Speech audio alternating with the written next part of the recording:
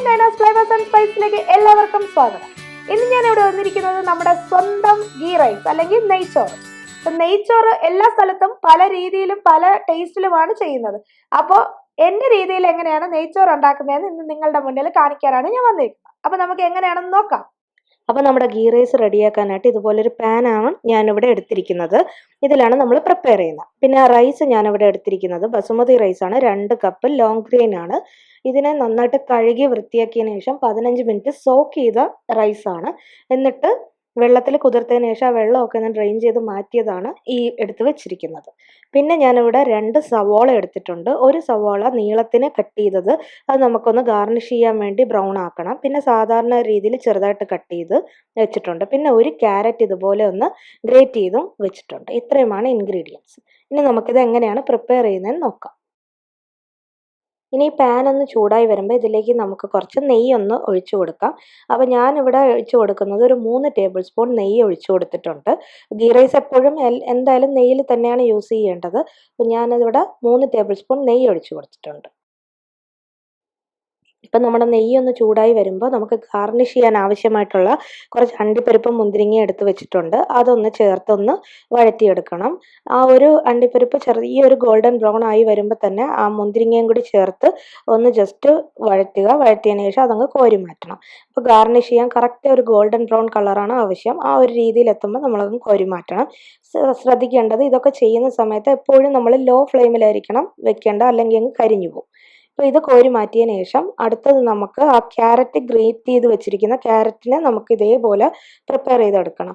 ക്യാരറ്റും നമ്മളിങ്ങനെ ചെയ്യുന്ന എന്തിനെന്ന് വെച്ചാൽ നല്ലൊരു രീതിയിൽ അതിനൊരു അരോമയുണ്ട്. ആ ഒരു നല്ലൊരു ഫ്ലേവർ നമുക്ക് ആ റൈസിന് കിട്ടും. അതിങ്ങനെ നെയ്യിലിങ്ങനെ വഴറ്റിയെടുത്ത് വെച്ചിരുന്നാൽ അപ്പോൾ അത് നല്ല ടേസ്റ്റുമാണ്, നല്ല കളറുമാണ്. അതിന് വേണ്ടിയാണ് നമ്മൾ ഈ ഒരു ക്യാരറ്റ് ഇങ്ങനെ ചെയ്യുന്നത്. അത് ഓരോരുത്തരുടെ ഇഷ്ടം അനുസരിച്ച് ചെയ്യാം. ചിലർ അത് റൈസിലൂടെ തന്നെ ഇടുന്നവരും ഉണ്ട്. പക്ഷേ ഇതാണ് കുറച്ചും കൂടി എനിക്ക് ബെറ്റർ ആയിട്ട് തോന്നിയത്. റൈസിലൂടെ ഇടുമ്പോൾ ആ റൈസിൻ്റെ കളർ അങ്ങ് മാറും. പക്ഷേ ഇത് നമ്മൾ പ്രത്യേകം ഇങ്ങനെ വാട്ടി എന്നിട്ട് അത് പിന്നെ ആ ഒരു റൈസിലേക്ക് ചേർക്കുമ്പോൾ റൈസിൻ്റെ കളറും പെർഫെക്റ്റ് ആയിട്ടിരിക്കും. ക്യാരറ്റിൻ്റെ ആ ഒരു ഫ്ലേവറും നന്നായിട്ട് കിട്ടും. അപ്പോൾ ഇതൊരു 2 മിനിറ്റ് ഇങ്ങനെ ഒന്ന് കുക്ക് ചെയ്തെടുത്താൽ മതി. ഒരുപാട് അങ്ങ് കുക്ക് ചെയ്ത് കളറൊന്നും മാറേണ്ട ആവശ്യമില്ല. എന്നിട്ട് നമുക്ക് ഇതിനെ അങ്ങ് കോരി മാറ്റി വയ്ക്കാം. ഇനി ഇതേപോലെ നമുക്ക് ആ ഒരു കട്ട് ചെയ്ത് വെച്ചിരിക്കുന്ന സവോള അതും ഒന്ന് ഗോൾഡൻ ബ്രൗൺ ആക്കി എടുക്കണം. അപ്പോൾ അത് ഗോൾഡൻ ബ്രൗൺ ആക്കുന്നത് ഓൾറെഡി ഒരുപാട് വീഡിയോയിൽ ഞാൻ പറഞ്ഞിട്ടുണ്ട്.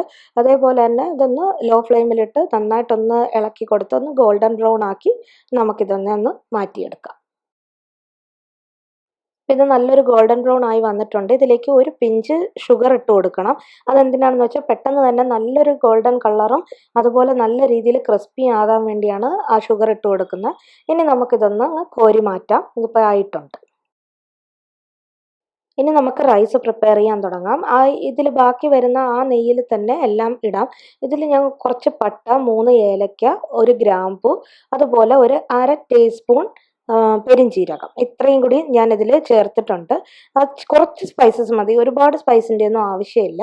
എന്നിട്ട് നമ്മൾ ആ കട്ട് ചെയ്ത് വെച്ചിരിക്കുന്ന ഒരു സവാള അതുകൂടി ഒന്ന് ചേർത്ത് കൊടുക്കാം. എന്നിട്ട് നന്നായിട്ടൊന്ന് വഴറ്റിയെടുക്കണം. കുരുമുളക് വേണമെങ്കിൽ നിങ്ങൾക്ക് ബ്ലാക്ക് പെപ്പർ വേണമെങ്കിൽ ഹോൾ സ്പൈസായിട്ട് തന്നെ ഇട്ട് കൊടുക്കാം.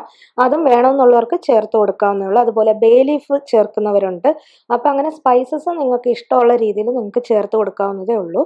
ഞാനിവിടെ ആകെ കുറച്ച് പട്ട, ഗ്രാമ്പു, അതുപോലെ ഏലക്കൊക്കെ ചേർത്തിട്ടുള്ളൂ. ഇനി ഇതുപോലെ ഞാനൊരു 4 പച്ചമുളക് ഇതുപോലെ നീളത്തിന് കട്ട് ചെയ്ത് ഇട്ടിട്ടുണ്ട്.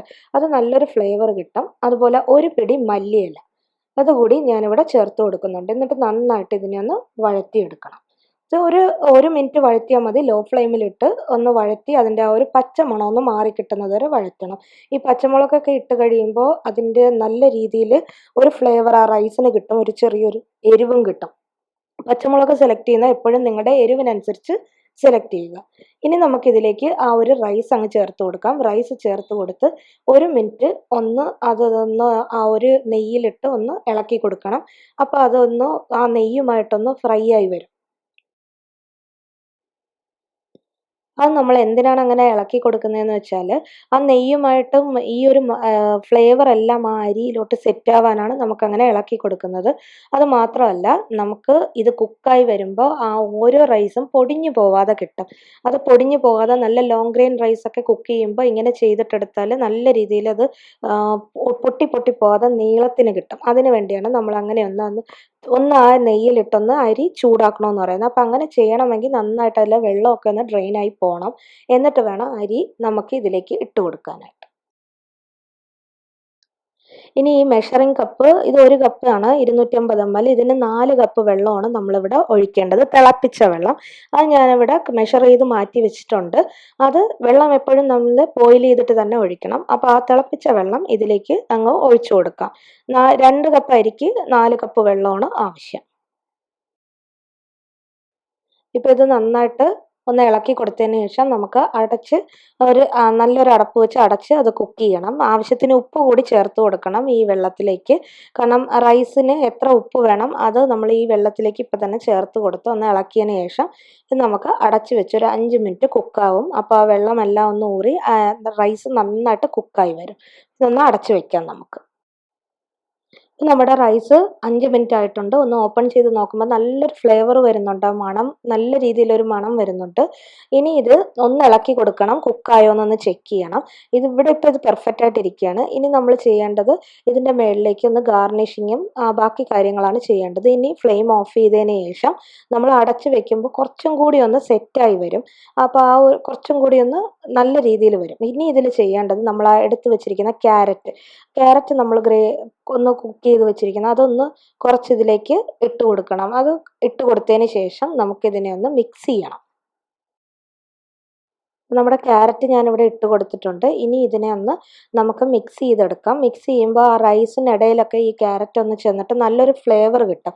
അതിന് വേണ്ടിയാണ് അങ്ങനെ ചെയ്ത് മിക്സ് ചെയ്യുന്നത്. അപ്പോൾ ആദ്യമേ ഇട്ട് കുക്ക് ചെയ്താൽ ആ റൈസിൻ്റെ കളറൊക്കെ അങ്ങ് പോയിട്ട് വേറൊരു ടേസ്റ്റ് ആവും. ഇതിപ്പോൾ നല്ലൊരു ഫ്ലേവർ കിട്ടും. അതിന് വേണ്ടിയാണ് ഇങ്ങനെ മിക്സ് ചെയ്തെടുക്കുന്നത്. ഇനി ഇതിൻ്റെ മുകളിലേക്കൂടെ നമുക്ക് ബാക്കി ഗാർണിഷിംഗ് എല്ലാം ചെയ്യാം. ഇനി ഇതിൻ്റെ മുകളിൽ നമ്മൾ എടുത്തു വെച്ചിരിക്കുന്ന ആ ഒരു ഗോൾഡൻ ബ്രൗൺ ആക്കിയ സവോള, അതുപോലെ കാഷ്നട്ട്, അതുപോലെ മുന്തിരിങ്ങ ഇതെല്ലാം ഒന്ന് ചേർത്ത് കൊടുത്തതിന് ശേഷം നിങ്ങൾക്ക് താല്പര്യം ഉണ്ടെങ്കിൽ മല്ലിയില ഒക്കെ താല്പര്യമുള്ളവർക്കാണെങ്കിൽ അതും ഇടാം. എന്നിട്ട് 1 ടേബിൾ സ്പൂൺ നെയ്യ് കൂടി ചേർക്കണം. നമ്മൾ നെയ്യ് ചേർത്തിട്ടുണ്ട്, ഓൾറെഡി നല്ല രീതിയിൽ നെയ്യുണ്ട്. എന്നാലും കുറച്ചും കൂടി നെയ്യ് ചേർത്താൽ അത്രയും ഒരു ടേസ്റ്റ് ആവും.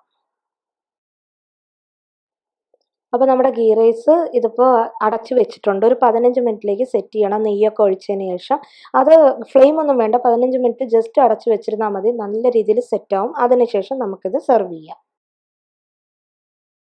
അപ്പോൾ നമ്മുടെ ഗീ റൈസ് ഇവിടെ റെഡി ആയിട്ടുണ്ട്. 15 മിനിറ്റ്സ് കഴിഞ്ഞിട്ടുണ്ട്. ഇനി നമുക്കിത് ചൂടോടെ സെർവ് ചെയ്യാം. അപ്പോൾ ഇത്രയേ ഉള്ളൂ നമുക്ക് ഈ റൈസ് പ്രിപ്പയർ ചെയ്യാൻ എടുക്കുന്ന സമയം. വളരെ പെട്ടെന്ന് ചെയ്യാൻ പറ്റും. ഗസ്റ്റൊക്കെ വീട്ടിൽ വന്നാൽ വളരെ സിമ്പിളായിട്ട് ചെയ്യാൻ പറ്റുന്ന ഒരു റെസിപ്പിയാണ്. ഇതിൻ്റെ കൂടെ എന്ത് കോമ്പിനേഷനും പോകും.